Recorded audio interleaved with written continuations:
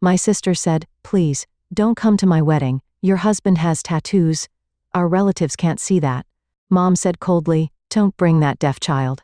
If he has a disability, hide it for life." I held back tears. On the wedding day, her voice trembled on the phone. "Please, please, come now." A colonial-style house in a quiet residential neighborhood in suburban Boston. Melissa Johnson stood by the window, gazing at the light rain that signaled the end of winter. "Mom, look," Michael signed excitedly, making big gestures with his hands.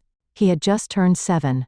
With his brown hair and large eyes, his animated expressions made one forget about his hearing impairment. "What is it?"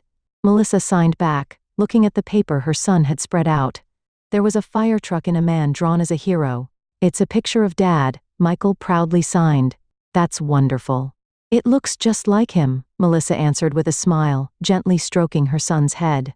Jason appeared from the kitchen. He had healthy tanned skin and closely cropped hair. His body, toned from his physical work as a firefighter, was adorned with a vibrant tattoo that ran from his left arm to his shoulder. Flower and flame motifs intertwined, with the words honor and service beneath them. On his back were inscribed the names of comrades he had rescued. "What are you looking at?" Jason approached and put his arm around his wife's shoulder. "A portrait of you," Melissa said with a chuckle, showing him their son's drawing. "A portrait of our local hero." Jason smiled bashfully and scooped Michael up. "Thank you, champion," he said while simultaneously signing. In their home, spoken words and sign language blended naturally, creating a comfortable rhythm. Melissa returned to the kitchen to continue preparing breakfast. Family photos adorned the walls. Their wedding day, the day Michael was born, and last summer when the three of them visited the coast of Maine. Every picture radiated their smiles. When Michael was born and they discovered he had a hearing impairment, the couple was momentarily at a loss, but that didn't last long. "What this child needs isn't special accommodation. It's love," Jason had said, and they began learning sign language together. Now, Jason even volunteered once a week to teach sign language classes at Michael's school. At the breakfast table, Melissa was checking the mail. Among the bills and advertisements, she found a letter from Barbara. "It's from Mother," Melissa sighed as she opened the envelope. Her mother, who was obsessed with her position in Boston's high society, always worried about appearances. When Melissa decided to marry Jason, an ordinary public school teacher, Barbara had strongly objected. "A man with tattoos," she had said in a tone as if describing a criminal. And when Michael's disability was discovered, she had spoken as if it were something shameful to have a disabled person in the family line. The letter contained news about her sister Caitlin. Caitlin had grown up heavily influenced by their mother. She was expected to be perfect, and always tried to conform to the ideals of high society. Unlike Melissa, she had made it her life's goal to meet her mother's expectations. Caitlin has made it to the final selection for Boston University's elite law program. She truly is the pride of our family. Melissa put down the letter. Since her father's death 10 years ago, her position in the family had become even more of an outsider. Her marriage to a tattooed firefighter, a child with a disability, and an ordinary life in suburban Boston. None of these met what Barbara called the Griffith family standards. "Is something wrong?" Jason asked with concern. "Just the usual update from Mother," Melissa answered with a smile. "Bragging about Caitlin. I'd like to meet her," Jason said. "After all, she's Michael's only aunt." Melissa nodded, but she had mixed feelings inside. The last time she had met her sister was 2 years ago, and it had been a brief encounter in a cold atmosphere. Her sister clearly didn't know how to interact with Michael, and grimaced every time she saw Jason's tattoos. From the kitchen window, the morning sun shone through. In the light, she could see Jason and Michael signing to each other as they pointed at birds in the garden. Melissa felt a warmth in her chest. This house was where she belonged. Even if her family didn't understand, there was true love here. The phone rang, and Melissa picked up the receiver. "Melissa." It was her sister's voice, unusually excited. "I have important news." "Caitlin?" "What is it?" "I'm engaged. To David Foster. He's the most promising young lawyer in Boston. I've already told Mom." She was jumping with joy. Melissa was momentarily speechless. "Congratulations, Kate. That's wonderful. The wedding is in May. At the Boston Harbor Hotel. Of course, you and your family are invited. After hanging up, Melissa stood by the window. While sincerely wishing for her sister's happiness, a slight unease crossed her mind. Still, the prospect of being included in the family circle after a long time brightened her heart. That evening, Melissa told Jason and Michael about Caitlin's wedding. Michael's eyes sparkled as he signed, "I want to wear a new suit." Jason joked, "I guess I'll need to buy a proper tie." Melissa smiled at them. She secretly hoped that this day would help bridge the gap she had felt with her family for so many years. The wedding invitation arrived with a beautiful gold trim 2 weeks later. Melissa took the card and traced the embossed letters with her finger. "Please attend the wedding of Caitlin Griffith and David Foster." It's a beautiful invitation. Melissa showed it to Michael, who was reading a picture book in the living room. "It's your aunt's wedding. We'll all go together." Michael stood up excitedly and signed, "Will I wear a tie?" Melissa nodded with a smile and replied, "Yes, we'll go buy a new suit tomorrow." Seeing her son's pure joy strengthened her hope that this might be an opportunity to bridge the family divide. That evening, Caitlin called. Her voice sounded tense. "Melissa, I need to talk to you. Can we meet for lunch tomorrow at Café Montmartre in Boston?" The next day, Melissa entered the upscale cafe in Boston's Back Bay district. In the elegant interior, Caitlin was waiting at a window table. As usual, she wore a perfect blouse with a pearl necklace, her blonde hair meticulously styled. "It's been a while." Melissa lightly embraced her sister. She would have liked to hug her more tightly, but she knew Caitlin didn't prefer that. "Sit down," Caitlin said. There was a hint of discomfort in her expression. "I wanted to talk to you a bit about David." After the waiter brought coffee, Caitlin finally got to the point. David's family is very traditional. His father is the president of the Boston Bar Association, and his mother is a trustee of the Arts Association. Melissa nodded quietly. "That sounds impressive."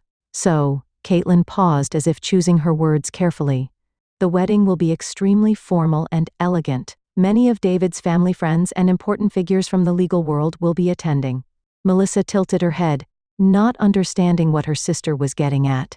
"And that's a problem?" Caitlin stared at her coffee cup as she spoke. "We will be seen as a family. That means impressions matter." "Impressions?" "Jason's tattoos cannot be shown to David's relatives," Caitlin blurted out. "And Michael's sign language would disrupt the atmosphere of the ceremony." Melissa couldn't believe her ears. "What? What are you saying?" "Don't misunderstand." Caitlin tried to adjust her tone. "I love you all, but this day is a once-in-a-lifetime special occasion. Everything needs to be perfect." Melissa's cheeks burned. "Are you saying my family isn't acceptable?" "That's not what Caitlin began, but quickly changed her expression. "This isn't about you, it's about my special day. I need you to understand." Melissa was at a loss for words. She left with a painful feeling in her heart. On her way home, Melissa called her mother to explain the situation, but Barbara's reaction was as expected. "Caitlin is right. Jason's appearance is certainly an issue. And children with disabilities should not draw attention at such events."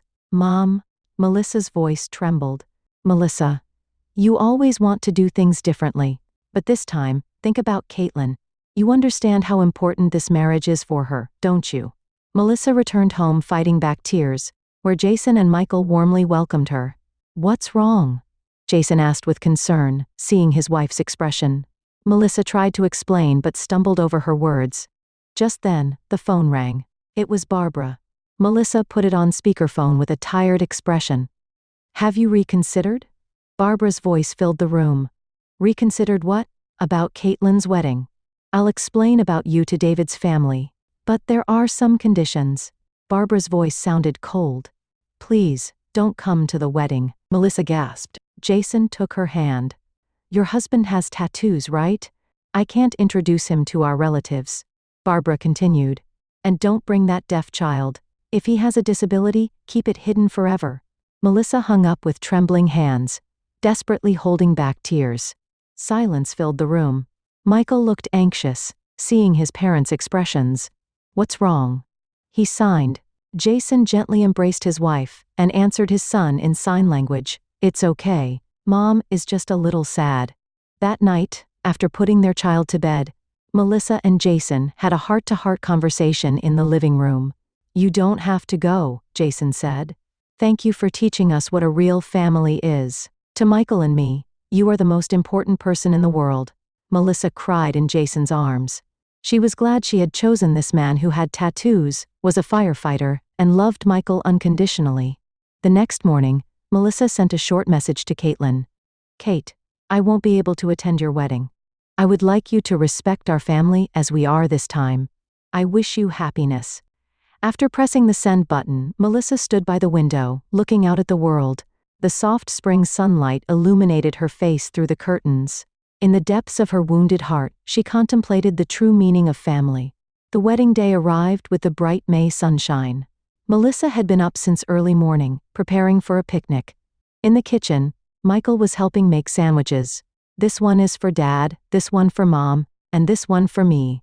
He signed happily. The small sandwiches for the family of 3 were cut into different shapes.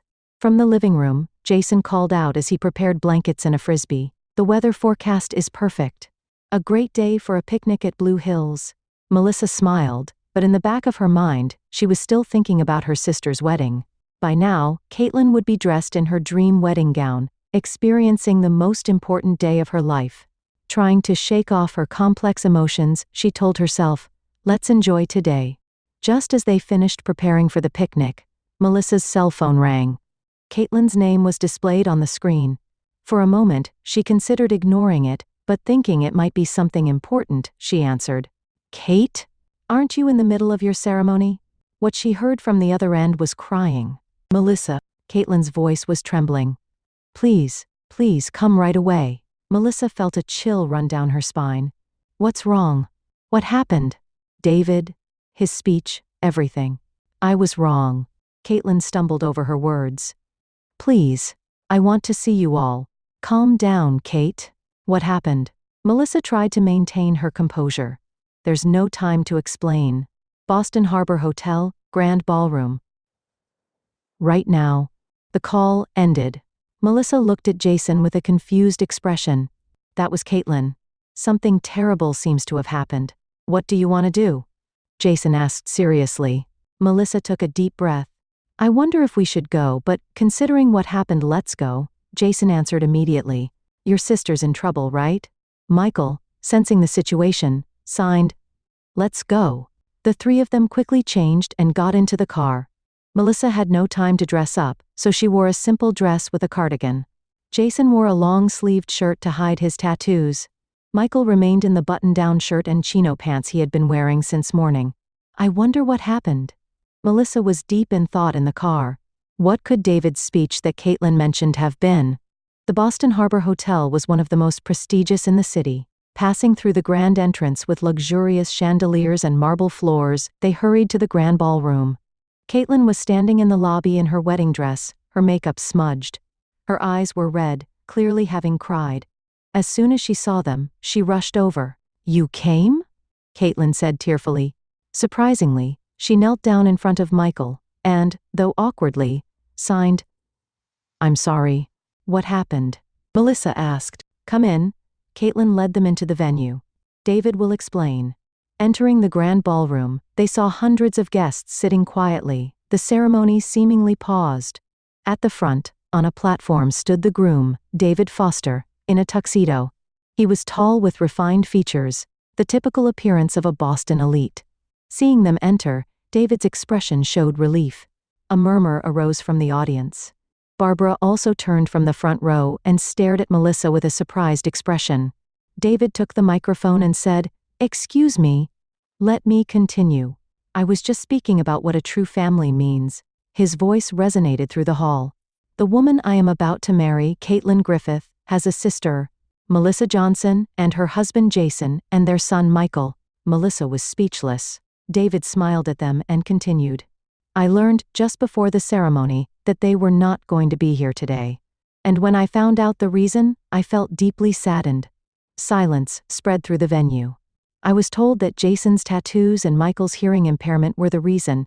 But, ladies and gentlemen, I must confess something here." David took a deep breath. "I have a brother, Thomas, who has a hearing impairment." Barbara could be heard gasping. Melissa too widened her eyes in surprise. "As a lawyer and as a human being, I have always fought against discrimination. In particular, supporting the hearing impaired has been one of my life's missions. My brother is one of the most important people in my life, and his disability is nothing to hide or be ashamed of. David slowly lowered the microphone and fluently signed, "A true family means accepting and supporting each other." Seeing this sign language, Michael's eyes lit up. And a word about tattoos. My father, Edward Foster, was also in the Marine Corps when he was young. Many of his comrades proudly wear tattoos. Judging people by their appearance is what we should most avoid. Barbara blushed and seemed to shrink in her seat. The bonds of family are about understanding and acceptance, not discrimination or exclusion. I deeply regret that these principles were not upheld in the preparations for today's ceremony. David looked at Caitlin. She nodded slightly through her tears. Melissa, Jason, and Michael, I am truly grateful that you have come here today. You represent the kind of family I seek. Applause erupted from the audience. Many guests stood up to show their respect. Melissa couldn't hold back her tears. Caitlin rushed to Melissa and hugged her. I'm sorry. I'm so sorry. She apologized through her tears. I told David everything last night. He was angry and said, if we can't invite the real family, then the wedding has no meaning. But why did you call us? Melissa asked. David suddenly started a speech in the middle of the ceremony. Caitlin explained. He began talking about the meaning of true family, and then said my actions were wrong. I felt ashamed at that moment. But at the same time, I understood he was right. That's why I called you. Melissa looked at her sister. In Caitlin's eyes floated genuine regret and love. She felt as if the distance she had felt for years was gradually closing. David came down from the platform and approached them. He extended his hand to Jason and said, "It's an honor to meet you." Then he turned to Michael and fluently signed, "Hello, I'm David. I'm glad to meet you." Michael happily signed back, "My name is Michael. Congratulations." Barbara approached timidly. Her expression was a mixture of embarrassment and confusion. Melissa, seeing her mother at a loss for words, Melissa felt her vulnerability for the first time. "It's okay, Mom," Melissa said. "I just want you to remember today." The ceremony resumed. Melissa's family was guided to sit in the front row, where they witnessed Caitlin and David's vows of love. During the ceremony, David called in a sign language interpreter, and conveyed his vows in sign language as well. Holding her husband's hand, Melissa felt that today would be a new beginning. Wounds of many years wouldn't heal in a day. But today's events had taught everyone the true meaning of family. When Michael held Melissa's hand with his small hands, she smiled quietly. After the main ceremony ended, the reception began. Live music played in the hall and champagne glasses sparkled. Despite the sudden invitation, Melissa's family was warmly welcomed by the guests. Michael's eyes sparkled at the unusual environment, looking with interest at the elaborate cakes on the dessert table. Melissa held her glass, contemplating the events of the past few hours. From the sudden phone call to David's moving speech and the reconciliation with her sister, the development seemed like something out of a movie, and she herself was losing her sense of reality. "It was a wonderful ceremony," said Jason, standing next to her. Despite not being appropriately dressed, he blended into the atmosphere with his natural demeanor. He wore a long-sleeved shirt, but a small part of his tattoo was visible from his right wrist. "Yes, it really was." Melissa smiled. An unexpected turn of events. Just then, a gentleman approached them. A man in his late 60s with an imposing physique. He was Edward Foster, David's father. His posture conveyed years of leadership experience. "We finally meet, Melissa," Edward greeted with a warm smile. "I've heard from my son. I understand you're a wonderful educator." Melissa answered humbly. "It's an honor." Edward turned to Jason. "And you must be Jason. I hear you're a firefighter," and extended his hand. When they shook hands, Edward's eyes lingered on the part of the tattoo visible on Jason's wrist. His expression changed. "Is that?" Edward faltered. Jason awkwardly tried to pull his sleeve down further, but Edward politely asked, "If you don't mind, could I see it?" After a moment's hesitation, Jason slowly rolled up his left sleeve. The entire tattoo with intertwined flower and flame motifs was revealed. Beneath it were the words honor and service. Seeing this, Edward suddenly saluted. "That's a 3rd Marine Division tattoo." His voice was filled with respect. "You served." People around them started to pay attention to their conversation. Yes, I participated in the Second Battle of Fallujah during the Iraq War, Jason answered quietly. Which unit? Charlie Company, sir? Edward's eyes lit up. Do you know my son, Michael Foster? He was also in Charlie Company. Jason was momentarily speechless. Lieutenant Mike Foster, he was my commanding officer. I see. Edward couldn't contain his emotions. Michael was wounded in Charlie Company and returned home. He always talked about a brave soldier who rescued him, who, regardless of danger, pushed forward through enemy fire. Jason shrugged. I just did what needed to be done. David, overhearing the conversation, approached. What's happening, Dad? This young man, Jason, is the hero who saved your brother on the battlefield, Edward explained excitedly. Mike survived because of him. David looked at Jason with a surprised expression. I've heard that story from my brother many times. He says he can never forget that moment. Barbara and Caitlin approached. They had heard the conversation and were blushing. Why wasn't this hero invited to the ceremony? Edward expressed his anger. Barbara tried to make excuses but stumbled over her words. We didn't know. To judge someone solely by their tattoos, Edward's voice was stern. For us, a Marine Corps tattoo is a mark of honor. Caitlin bowed her head in shame. I've done something terrible. Melissa was stunned by this development. She looked toward her husband. Jason mouthed, I'll tell you later. He had rarely talked about his battlefield experiences because they had been a heavy trauma for him. Edward noticed Michael and asked, This is your son, right? He smiled warmly and extended his hand. Michael was a bit nervous about the serious adult conversation but shook the offered hand. Actually, I'd like to introduce you to my other son, Thomas, Edward said. He pointed to a corner of the venue where a young man was standing. In his mid-20s, he had gentle features similar to David's. He approached at Edward's signal. This is Thomas, David's brother and my youngest son, Edward said proudly. When Thomas noticed Michael, he signed, Nice to meet you. Michael's eyes lit up. He signed back, Nice to meet you. I'm Michael. Thomas has been deaf since birth, Edward explained. However, he is now studying architecture at Boston University. His disability doesn't limit his potential, rather, it has given him a unique perspective.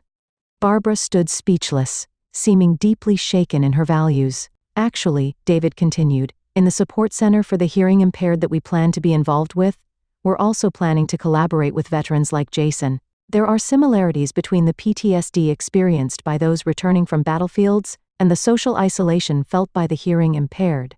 Jason nodded. I've also started disaster prevention education for children with disabilities at the fire station, because of Michael. As the conversation continued, Melissa reflected on this miraculous coincidence. Her husband was the hero who had saved the life of her future brother-in-law, and David's family was connected to hers in an unexpected way. As the party progressed, what was once considered a shame now transformed into a family pride. Barbara quietly wiped away tears as she watched Michael and Thomas behaving like grandchildren. Melissa took Jason's hand and whispered, You never told me. Jason smiled. The past is the past. What matters is this moment, today. Around them, two families were melding together, forming new bonds. The Christmas lights warmly illuminated Melissa's house on a December night. A year after the wedding, a large fir tree was decorated in the living room, with family gathered around it. Jason was giving Michael a piggyback ride to help him place a star at the top of the tree, prompting applause from the gathered family. It's beautiful, Barbara said. She sat in a chair and signed to Michael, Wonderful. For a year, she had been diligently learning sign language. Though still awkward, she seemed to enjoy conversing with her grandson. In front of the living room fireplace sat David and Caitlin, Thomas and Mr. and Mrs. Edward. David's brother Michael couldn't attend due to an overseas business trip, but he had sent a video message.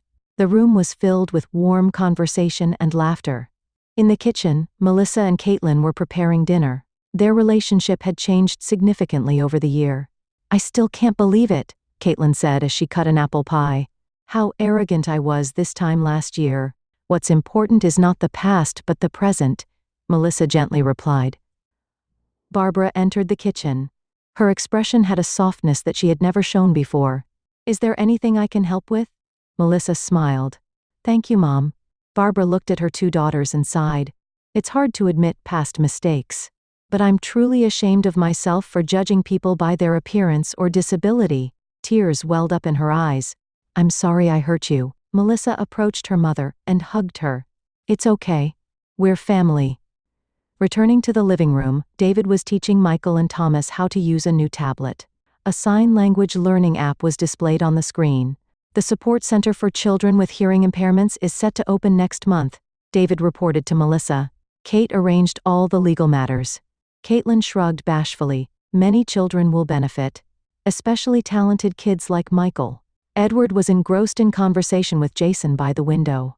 Your lecture at the Veterans Association was a great success. Many young people were impressed by your approach to dealing with PTSD.